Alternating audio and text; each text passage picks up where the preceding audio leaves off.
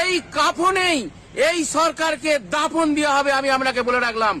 কাফন আন্দোলনে মাদ্রাসার শিক্ষক শিক্ষাকর্মীরা, হ্যাঁ আপনারা ঠিকই শুনছেন, শরীরে মাথায় কাফন বেঁধে এবারে ময়দানে নেমেছেন মাদ্রাসার শিক্ষক শিক্ষাকর্মীরা। সরকার অনুমোদিত 235 খানা আনএইডেড মাদ্রাসার প্রতি দীর্ঘ 13 বছরের সরকারি বঞ্চনার প্রতিবাদে 2013 সালে সরকারি অনুমোদন দিয়ে 2021 সালে বিধানসভায় মুখ্যমন্ত্রী এইডেড ঘোষণা করে আজও তার বাস্তবায়ন করেননি।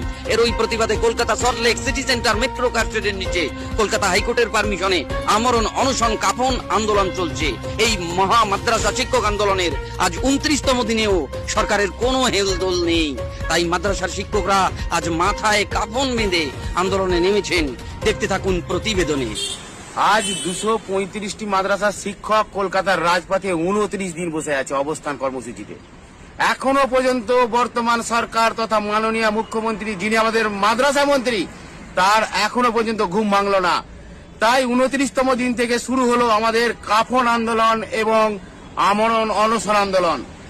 মাননীয় মুখ্যমন্ত্রী যদি ভাবেন যে আমাদের এই শিক্ষকরা যে কোনো পদক্ষেপ নিতে পারবে না, আপনি ভুল ভাবছেন।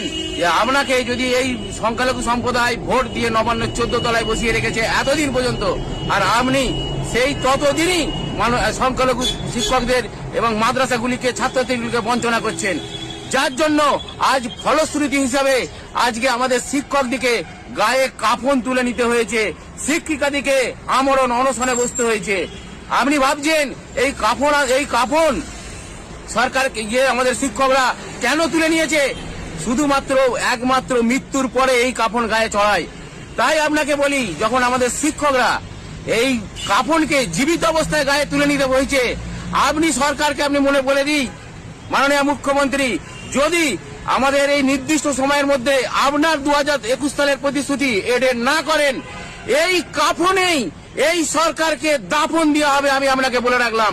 আপনি মিলিয়ে নেবেন, এই কাফনই আপনার সরকারের শেষ পরিণতি হবে এবং এই কাফনই আপনার সরকারকে জড়িয়ে দাফন দেওয়ার ব্যবস্থা এই মাদ্রাসার শিক্ষকরাই করবে।